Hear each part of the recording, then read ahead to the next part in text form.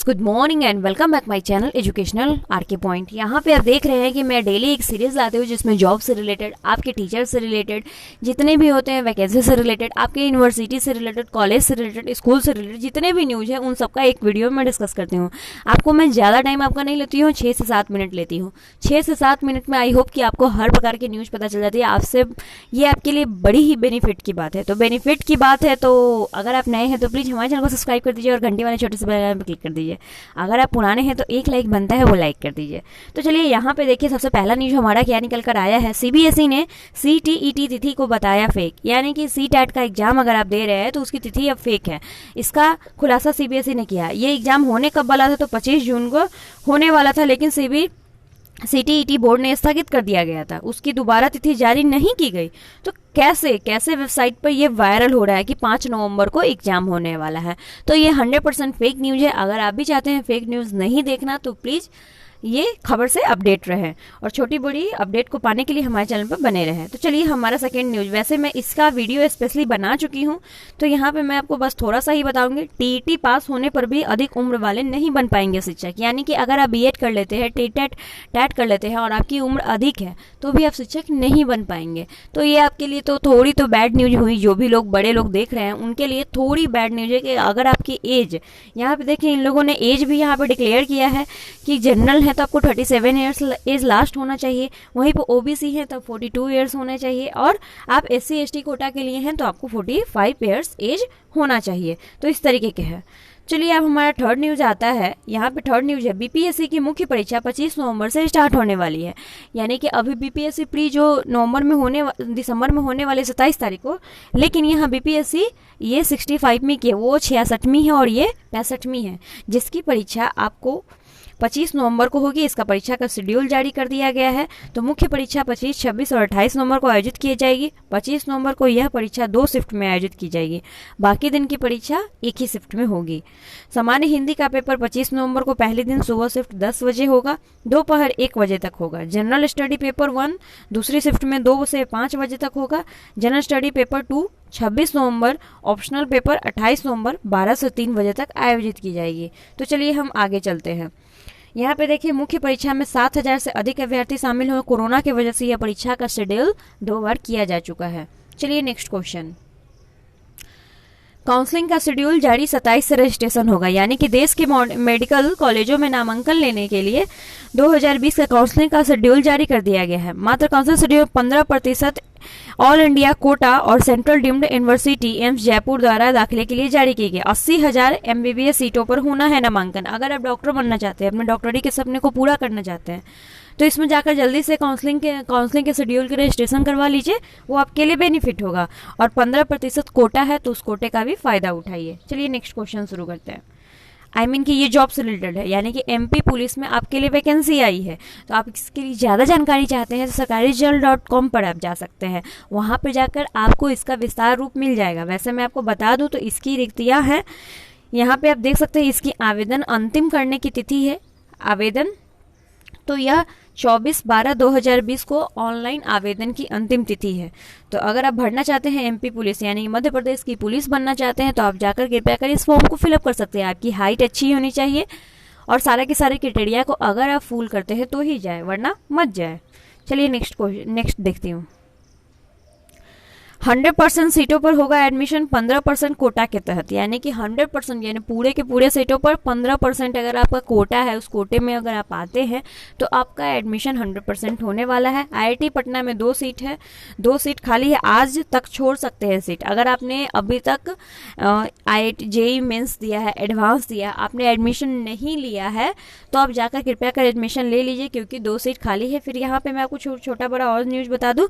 NEET में सफल students को एमबीबीएस और बीडीडीएस में 15% सीटों पर एडमिशन के लिए 27 अक्टूबर तक रजिस्ट्रेशन करा सकते हैं। यानी कि जितनी भी सीटें बचे हैं उस पर अपना रजिस्ट्रेशन 27 अक्टूबर तक करा सकते हैं। यानी कि आज 24 तारीख और 24 तारीख से आपको 3 दिन दिया जा रहा है रजिस्ट्रेशन कराने के लिए। फिर है पीयू पीएचडी में सिनॉप्सिस के लिए होगा कॉमन फॉर्मेट। पटना विश्वविद्यालय में पीएचडी के लिए कॉमन सिनोमोसिस विश्वविद्यालय एकेडमिक काउंसलिंग वक्त स्वीकृति की गई है। तो ये शायद PhD वाले लोगों के लिए जिनकी चाहिए वो है। यहाँ पे देख लीजिए पूरा मैं मेडिकल का शेड्यूल बता देती हूँ कब से कब तक होगा। चॉइस फिलिंग और लॉकिंग होगा 28 अक्टूबर से 2 नवंबर तक। सीट अलॉटमेंट होगा आपका 3 से 4 नवंबर तक। पहले राउंड का रिजल्ट आएगा 5 नवंबर को। एडमिशन के लिए रिपोर्टिंग होगी 6 से 12 नवंबर तक। फिर यहाँ पे देख लीजिए सेकेंड राउंड, इसमें रजिस्ट्रेशन होगा 18 से लेकर 22 नवंबर तक दोपहर 3 बजे। चॉइस फिलिंग होगा 19 से लेकर 22 नवंबर तक 12 बजे रात तक। तो कर सकते हैं। यहाँ पे देख सकते हैं नीट के लिए रजिस्ट्रेशन है। मेडिकल वाले जितने भी हैं वो सब अपना कर लीजिए, शेड्यूल देख लीजिए। मैं यहाँ पे शेड्यूल बता देती हूँ, बाकी आप पेपर में भी जाकर पढ़ सकते हैं। तो चलिए, आयुर्वेदिक कॉलेज में 4 कोर्स शुरू हुए। अगर आप भी चाहते हैं कि अपना भाग्य डॉक्टरी मेडिकल में आजमाना, तो आयुर्वेदिक कोर्स में 4 कोर्स नए शुरू हुए हैं। आप जाकर वहाँ पे एडमिशन ले सकते हैं। तो वो कोर्स कौन कौन से हैं वो भी मैं आपको बता दूं। राजकीय आयुर्वेदिक कॉलेज में अस्पताल में पटना में आने वाले नए कोर्स शुरू किए। यहाँ से डिप्लोमा से PG तक कोर्स इस सत्र में शुरू होंगे।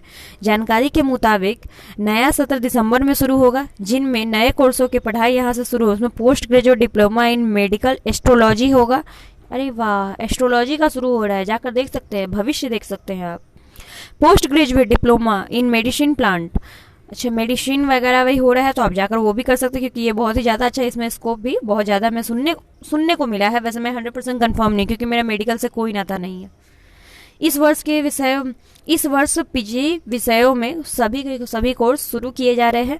आयुर्वेदिक कॉलेज में वर्तमान में 8 विषयों में PG कोर्स चल रहे हैं, और ऐसे में बचे हुए 6 कोर्स दिसंबर में पढ़ाई शुरू हो जाए। इसका दावा कॉलेज ने किया है, कंफर्म नहीं है, क्योंकि आजकल किसी का भी दावा झूठा ही साबित हो रहा है। कभी भी कुछ भी नहीं हो। जैसे सरकार आ रही है तेजस्वी यादव की, 10 लाख नौकरियों का वादा तो कर रही है, देखती हूँ कितने % नौकरी देती है।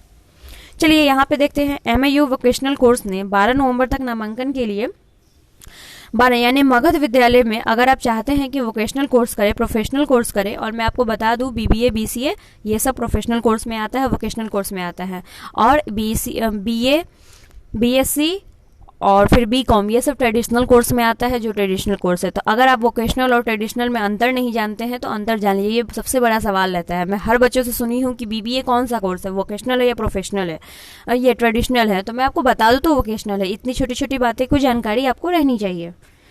फिर यहाँ पे देखिए, छात्र 12 नवंबर तक इसके लिए आवेदन कर सकते हैं। छात्रों के लिए यह अंतिम अवसर होगा। इसके बाद किसी भी हालत में नामांकन नहीं होगा।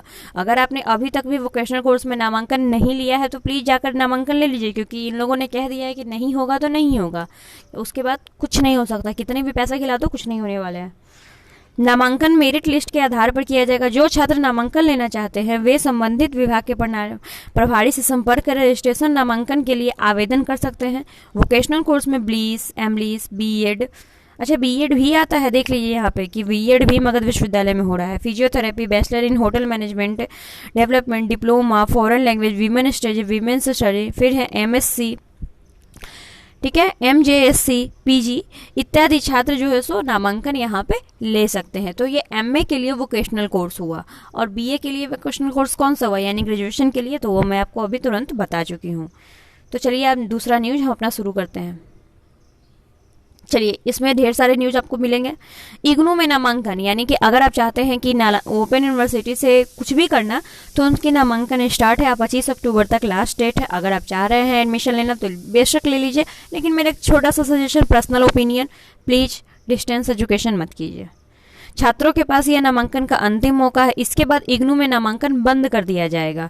हालांकि नालंदा खुला विश्वविद्यालय में 31 अक्टूबर तक नामांकन होंगे। दशहरा के बाद पटना विश्वविद्यालय में DDE में नामांकन की प्रक्रिया शुरू होगी, और इस तरीके से नामांकन की प्रक्रिया चलती रहेगी। तो 31 अक्टूबर तक नामांकन है नालंदा ओपन यूनिवर्सिटी में। इग्नू में नामांकन 25 अक्टूबर तक है। अगर आप चाहते हैं तो आपके पास कल तक का डेट है, जाकर एडमिशन ले सकते हैं बेशक।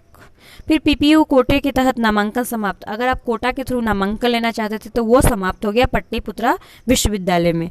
इसके लिए अब स्पॉट राउंड बच गया, यानी कि पहले आओ पहले पाओ वाला एडमिशन है। तो अब जाइए वहाँ पे, डायरेक्ट जाइए, आपका एडमिशन हो जाएगा। इसी तरीके से B.Ed 4 ईयर्स का वालों का भी, इसी तरीके से B.Ed 2 ईयर्स वालों का भी होगा कि पहले आओ पहले पाओ वाला। फिर ये 6 छात्रावास रहे खाली 28 को खुलेगा विश्वविद्यालय।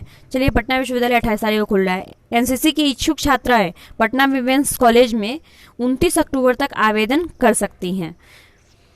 फिर AQU 50 500 का कराएगा कैंपस सिलेक्शन, यानी कि आपका अगर आरके यूनिवर्सिटी में आप पढ़ते हैं तो आपका इंजीनियरिंग कॉलेज, अगर आप इंजीनियरिंग कॉलेज में स्टूडेंट कैंपस सिलेक्शन आयोजित करवा रही है, आप जाकर वहाँ पे भाग ले सकते हैं। और AKU का, पटना विमेंस कॉलेज का क्या है मैं बता दूं, तो कॉलेज के वेबसाइट पर नोटिस जारी किया गया है जिन्होंने BA, BSc, BCom vocational course first year की छात्राएं आर्मी नेशनल विंग के लिए अप्लाई कर सकती हैं।